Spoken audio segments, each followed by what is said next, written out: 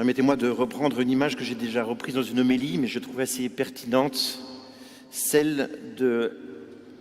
Il y a 4 manières de visiter une nouvelle ville quand on n'a jamais mis les pieds dans une ville.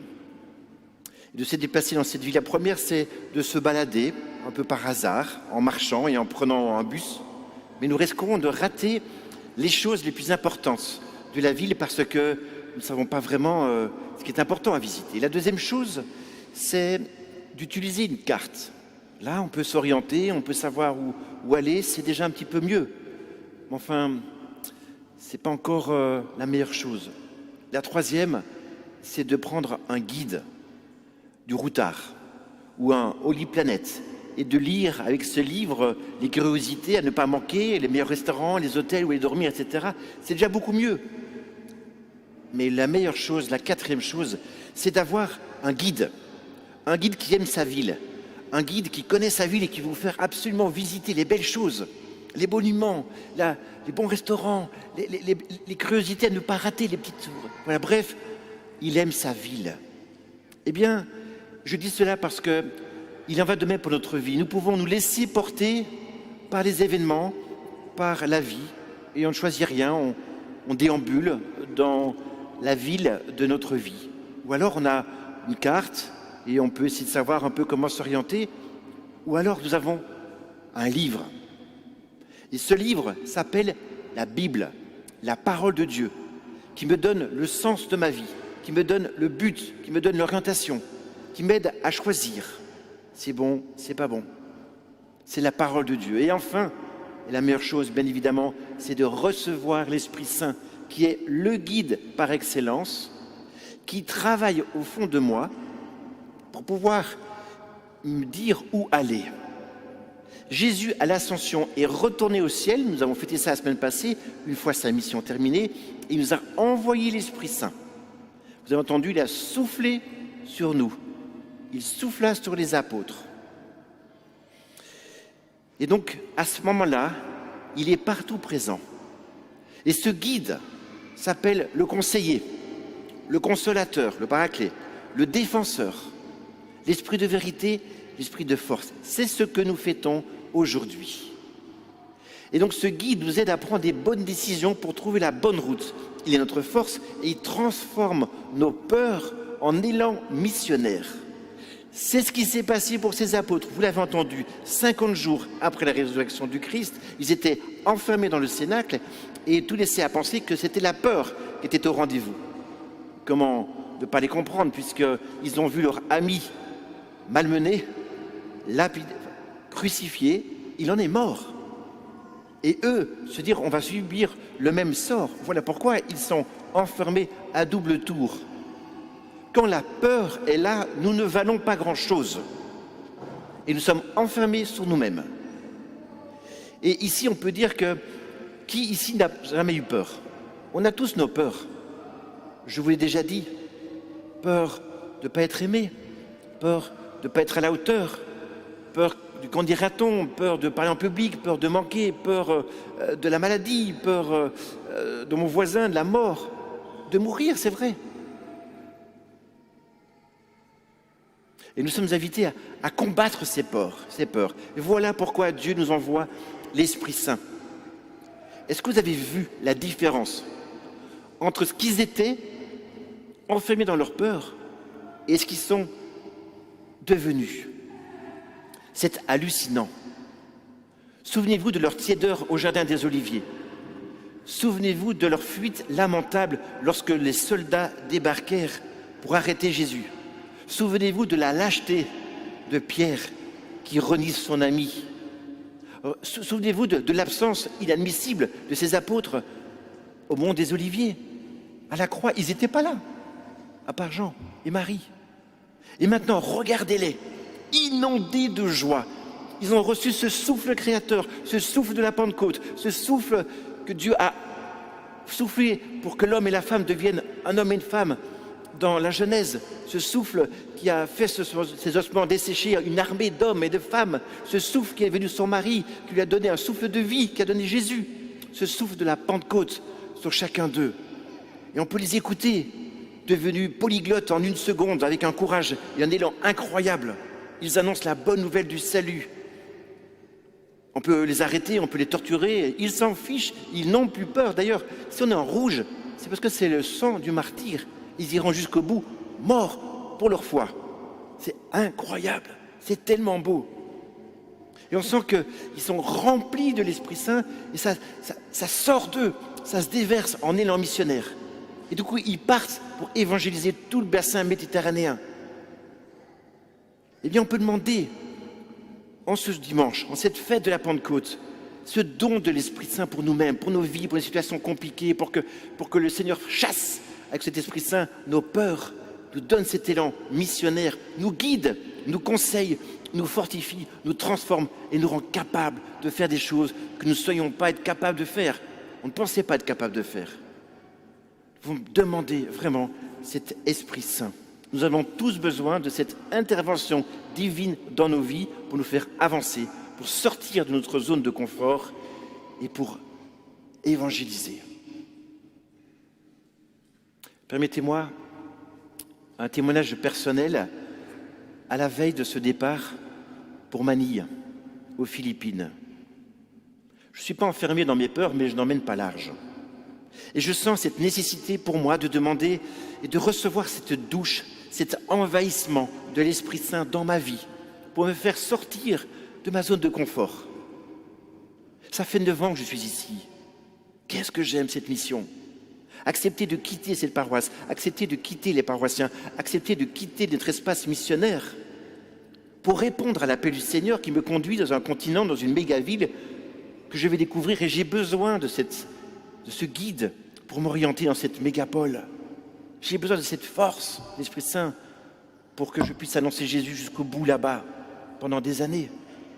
Et cet Esprit Saint me fait comprendre que, oui, je suis appelé à quitter. Et je me sens conforté, je me sens même confirmé par bien des manières. La première, ce sont mes parents. J'étais les voir, la première chose que j'ai faite, on m'a laissé 1 mois pour discerner, pour prier. J'étais les voir. J'ai dit, papa, maman, ma sœur religieuse est déjà dans une île à Maurice. On m'envoie à Manille, aux Philippines. Qu'est-ce que vous en pensez? Est-ce que je dois dire oui? Est-ce que je peux répondre à cet appel ou vous avez besoin de moi? Et Stéphane, on t'a donné à l'Église depuis tant d'années comme prêtre, ainsi que ta sœur. Alors, j'ai encore une petite sœur et un petit frère. On ne veut pas être un obstacle pour toi. Notre vie, elle est derrière nous.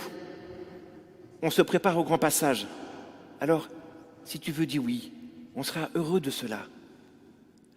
Je me sens confirmé aussi par la parole de Dieu, par ce livre dont je vous parlais.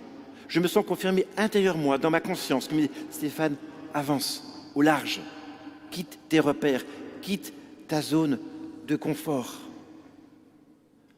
Apprends à t'attacher à Jésus-Christ et jette les filets plus loin.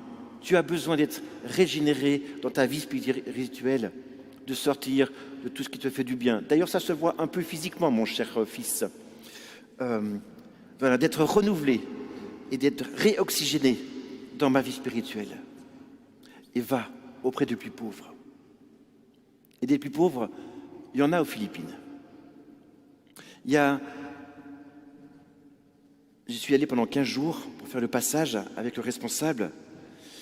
Il y a dans cette ville 7160 îles, ce qui fait qu'il y a beaucoup de Philippins qui, étant nés sur une île, qui ont un esprit très communautaire, très identitaire. Alors vous voyez sur les photos là, ces grands buildings. Ça, c'est le lieu où habitent les personnes aisées. 20% de la population habite dans ces buildings ou dans des grandes maisons. Les autres, 80% habitent dans ces lieux que vous voyez, avec ces fils qui pendent partout, avec des lieux beaucoup plus simples, beaucoup plus pauvres. Il y a 120 millions d'habitants, dont 14 à Manille. Mais c'est absolument incroyable, parce que la moyenne d'âge, c'est 26 ans. Ils sont tous jeunes là-bas. Et le pape François nous dit que l'avenir de l'Église, c'est l'Asie. tellement il y a de jeunes, tellement il y a de vocations. Bientôt, ce sera des Philippins qui vont venir ici, ou des Vietnamiens, ou des Birmaniens, ou des Indonésiens, je ne sais pas, mais en tout cas, c'est beau de voir. Ce pays, c'est le pays le plus catholique de l'Asie. Il y a 90% de gens chrétiens. Et je vais habiter dans un immense foyer, au plein centre de Manille, 8000 m², 400 chambres. C'est grand, mais il n'y a que 80 étudiants. Et les bâtiments sont vraiment en mauvais état. Ils datent de 1960. Et là, nous accueillons, juste derrière notre foyer, il y a un bidonville. Et pendant le Covid, on a été voir ce bidonville et on a rencontré les enfants. Il y en a plein. Et donc, avec ces enfants-là que vous voyez sur les photos, eh bien, on les a accueillis. Et aujourd'hui, tous les samedis, pour l'instant, 80 enfants arrivent, font des jeux avec nous, font du caté, du soutien scolaire, du sport, et finissent par la douche et par un repas. Et un parrainage est proposé pour chacun de ces enfants pour qu'ils puissent être tous scolarisés.